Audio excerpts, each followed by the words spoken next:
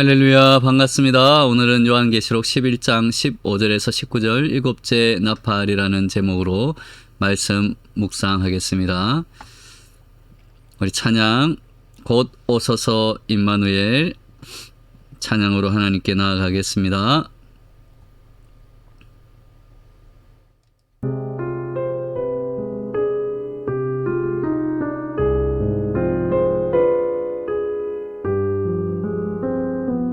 곧 오소서 임마누엘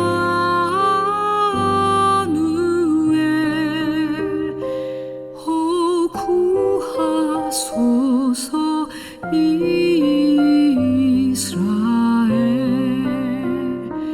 그 포로 생활 고달파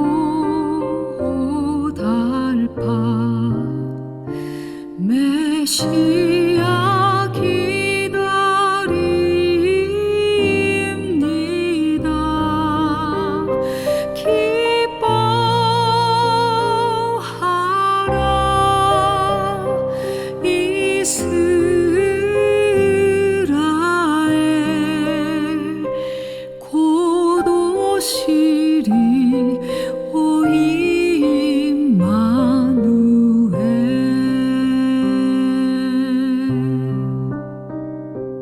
곧 오소서 지혜의 주 온 만물 질서 주시고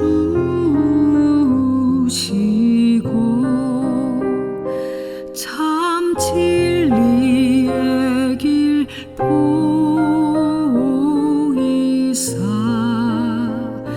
갈 길을 인도하소서 기뻐하라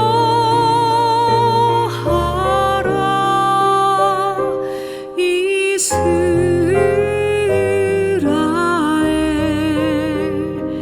곧 오시리 오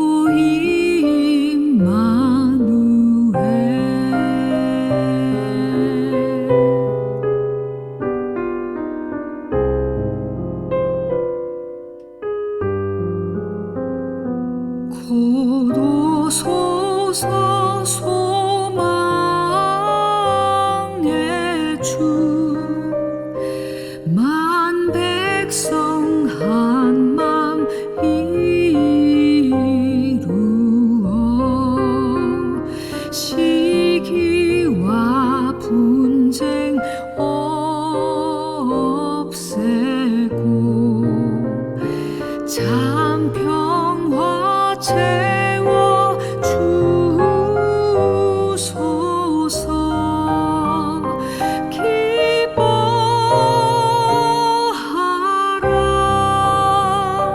이스라엘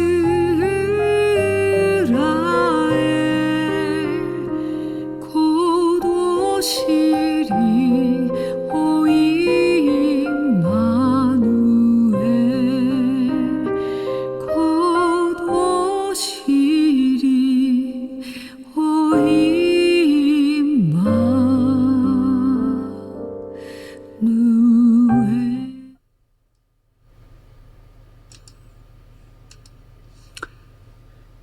할렐루야.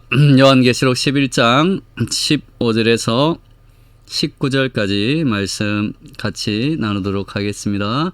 요한계시록 11장 15절에서 19절 한 목소리로 같이 읽겠습니다. 일곱째 천사가 나팔을 불매 하늘에 큰 음성들이 나서 이르되 세상 나라가 우리 주와 그의 그리스도의 나라가 되어 그가 세세토록 왕노릇 하시리로다 하니 하나님 앞에서 자기 보좌에 앉아있던 24장로가 엎드려 얼굴을 땅에 대고 하나님께 경배하여 이르되 감사하옵나니 옛적에도 계셨고 지금도 계신 주 하나님 곧 전능하신 이여 친히 큰 권능을 잡으시고 왕노릇 하시도다. 이방들이 분노하매 주의 진노가 내려 죽은 자를 심판하시며 종 선지자들과 성도들과 또 작은 자든지 큰 자든지 주의 이름을 경외하는 자들에게 상 주시며 또 땅을 망하게 하는 자들을 멸망시키실 때로소이다 하더라.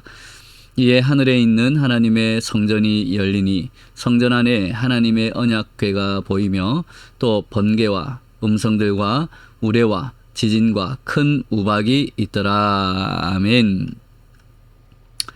이제 마지막 나팔, 7째 나팔이 울리고 하나님의 마지막 심판을 선포하십니다. 요한계시록 오늘 읽은 15장 15절 19절까지 말씀은 요한계시록의 나머지 부분인 12장에서 22장의 내용을 요약한 것이다고 말할 수 있습니다. 12장에서부터 22장까지의 내용은 마지막 나팔이 왜 울려 퍼지는지를 다루고 있습니다. 하나님께서 마지막 나팔과 함께 마지막 심판을 이 지상에서 행하시는 이유가 무엇인지 크게 세 가지로 말할 수 있습니다.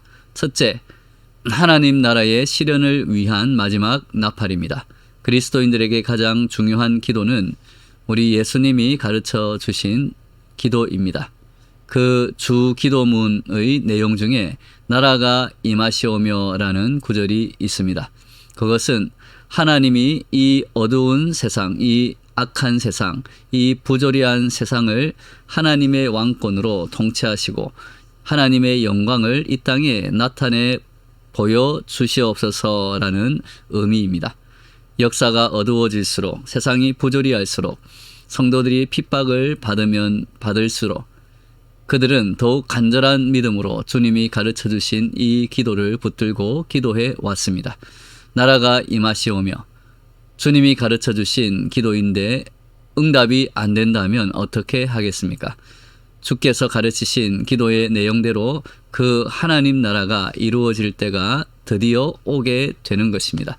본문에서 하나님 나라가 실현될 그 순간이 도래하였음을 선포하는 이 놀라운 음성을 우리는 귀 기울여야 합니다. 15절 말씀 다시 한번 읽겠습니다.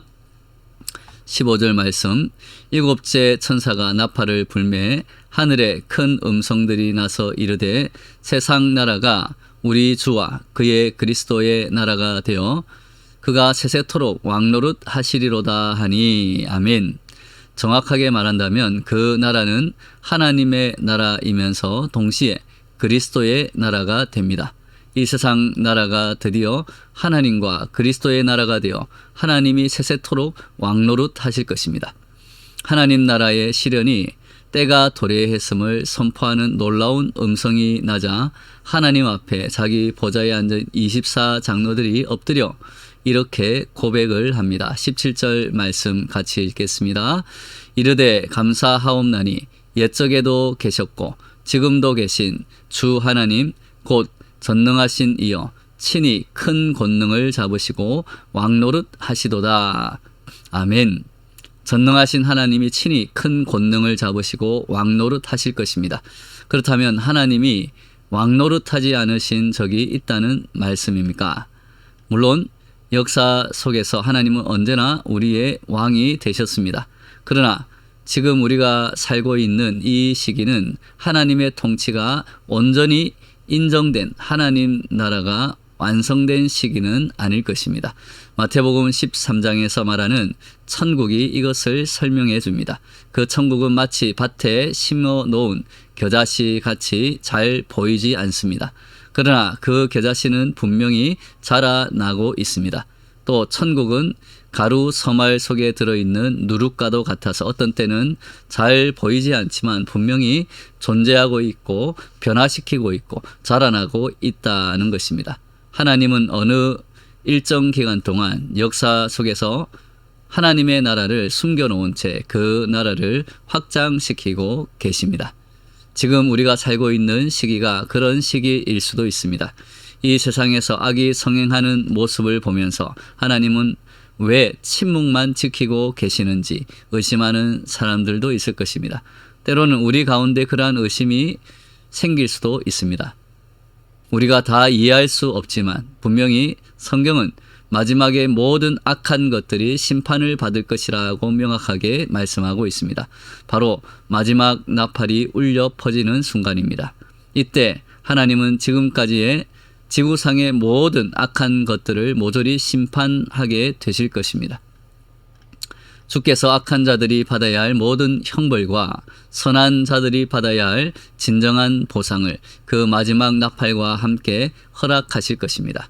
하나님은 하나님만이 아시는 어떤 이유 때문에 이 세상에 잠시 악이 성행하도록 허용하셨다고 우리는 해석할 수 있습니다. 심지어 악한 자 사탄이 이 지구의 통치권을 일시적으로 쥐고 있는 것까지 허용하셨습니다. 요한일서 5장 19절에서 말씀합니다.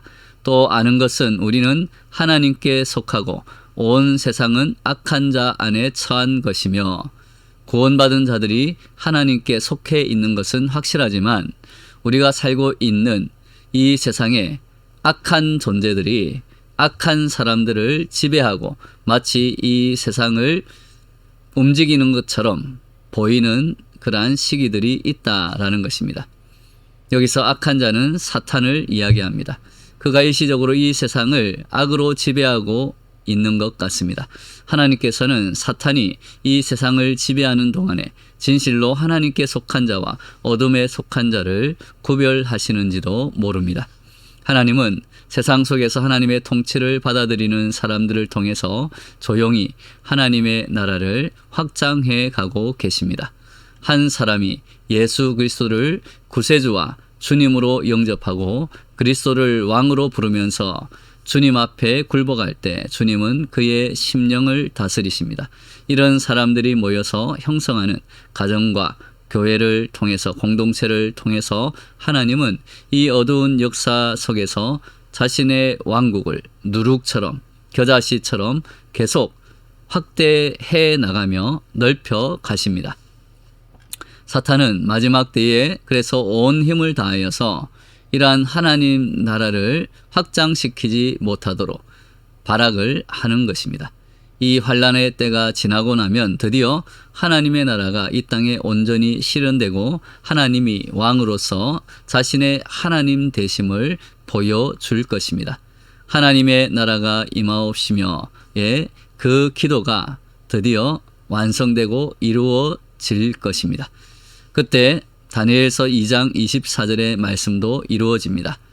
이 여러 왕들의 시대에 하늘의 하나님이 한 나라를 세우시리니 이것은 영원히 망하지도 아니할 것이요 그 국권이 다른 백성에게로 돌아가지도 아니할 것이요 도리어 이 모든 나라를 쳐서 멸망시키고 영원히 설 것이라. 아멘.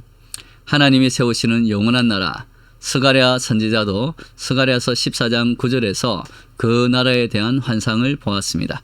여호와께서 천하의 왕이 되시리니 그날에는 여호와께서 홀로 한 분이실 것이요 그의 이름이 홀로 하나이실 것이라. 아멘. 하나님은 언제나 왕이셨지만 사람들이 하나님을 왕으로 대접하지 않았던 때는 얼마든지 있습니다.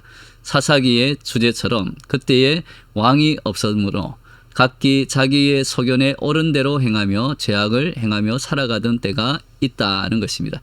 또한 우리의 때에도 언제든지 하나님을 왕으로 인정하지 않고 자기의 소견에 옳은 대로 죄악을 저지르며 살아가는 사람들이 많이 있습니다. 또한 하나님을 대적하는 많은 반역의 세력들도 존재합니다. 그러나 마지막 심판의 날에는 하나님을 반역하는 모든 세력들이 다 심판을 받고 하나님의 하나님 되심과 주권과 왕권이 역사 속에 온전히 드러날 때가 오게 됩니다. 마지막 나팔은 그때가 가까웠음을 알리는 놀라운 선언이 됩니다. 둘째로 일곱 번째 나팔은 모든 하나님을 대적하는 사람들의 심판을 위한 마지막 나팔을 의미합니다. 하나님을 신뢰하지 않고 하나님을 거절했던 모든 자들을 심판하기 위해서 마지막 나팔이 울려 퍼집니다. 이 나팔은 믿지 않는 자들, 하나님을 대적하는 자들에게 두려움의 사건으로 임하게 됩니다. 오늘 18절 말씀 같이 다시 읽어보겠습니다. 이방들이 분노하며 주의 진노가 내려 죽은 자를 심판하시며 종 선지자들과 성도들과 또 작은 자든지 큰 자든지 주의 이름을 경외하는 자들에게 상 주시며 또 땅을 망하게 하는 자들을 멸망시키실 때로 소이다 하더라. 분노는 왕 대신 하나님을 거절하는 이방들의 마지막 발악입니다. 그때에 주님의 진노가 임할 것이고 주님의 심판이 임하게 될 것입니다. 여기서 죽은 자를 심판한다는 선언에서 우리는 몇 가지 사실을 생각할 수 있습니다. 우선 죽음이 마지막이 아니라는 것을 알 수 있습니다. 죽음으로 모든 것이 끝난다면 심판도 필요 없을 것입니다. 한 번 죽는 것은 사람에게 정하신 것이요 그 후에는 심판이 있다고 말씀하십니다. 그때가 가까워지고 있습니다. 죽음은 마지막이 아닙니다. 또 한 가지 생각할 수 있는 사실은 악인들도 부활하리라는 점입니다. 심판은 철저히 하나님을 대적하며 악을 행하는 자들을 대상으로 하는 것입니다. 하나님의 백성은 심판의 개념에서 철저히 제외되고 있습니다.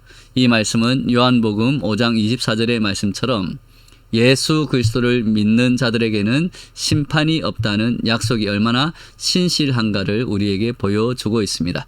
심판의 결과는 멸망입니다. 18절 하반절을 보면 심판은 죽은 자들 뿐만 아니라 이 세상을 망하게 한 악의 세력들을 대상으로 한 것임을 알 수 있습니다. 마귀와 마귀의 부하 노릇을 하던 악한 사람들, 거짓 선지자들 때문에 땅은 오염되었고 세상은 악해졌습니다. 마지막 나팔은 그들을 마지막으로 심판하는 순간이 가까웠다는 선언입니다. 마지막으로 일곱째 나팔은 하나님의 백성들에게는 상급을 주기 위한 나팔을 의미합니다. 하나님께서 주시는 상급을 받는 대상은 종 선지자들과 성도들과 또 작은 자든지 큰 자든지 주의 이름을 경외하는 사람들입니다. 심판받을 자들이 있는가 하면 분명히 상 받을 자들이 있습니다. 하나님은 믿는 자들에게 신실한 사람들에게 하나님의 약속을 믿고 끝까지 지키고 견디며 이기는 자들에게는 상을 주시는 분이십니다. 선지자나 성도나 작은 자나 큰 자나 상관없이 주님의 이름을 경외하는 자들에게 상을 주십니다. 예수님은 주의 이름으로 작은 자 하나에게 냉수 한 그릇이라도 대접한 사람은 결탄코 그 상을 잃지 않을 것이라고 말씀하셨습니다. 우리가 주님의 일을 하다 보면 홀로 눈물을 머금고 남모르게 자신만의 십자가를 지고 가야 할 때도 있습니다. 고생길인 줄 뻔히 알지만 주님이 주신 사명이기 때문에 물러서지 않고 아픔과 슬픔을 삼키고 그 길을 걸어야 할 때도 있습니다. 하나님은 이 모든 것에 대해 반드시 상 주시는 분입니다. 우리의 눈물을 씻어주시고 주님과 복음을 위해 희생한 것에 대해 칭찬과 위로와 상으로 채워주실 줄 믿습니다. 마지막 날 예수님은 왕권을 가지고 오셔서 세상을 통치하실 것입니다. 믿는 자들도 예수님과 더불어 세세토록 왕노릇할 것입니다. 그리고 심판의 때에 하나님은 악인들을 심판하시고 의인들에게는 상을 주실 것입니다.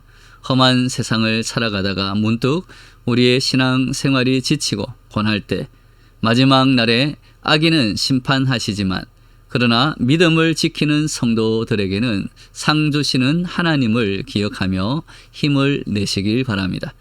마지막 날이 악인들에게는 심판의 날이지만 우리 믿음을 지키는 자들 그리고 선을 행하는 자들에게는 소망의 날이 됨을 믿고 이 세상에서 주님의 일, 선한 일에 힘쓸 수 있는 저와 여러분 되시기를 예수님의 이름으로 축원합니다. 아멘.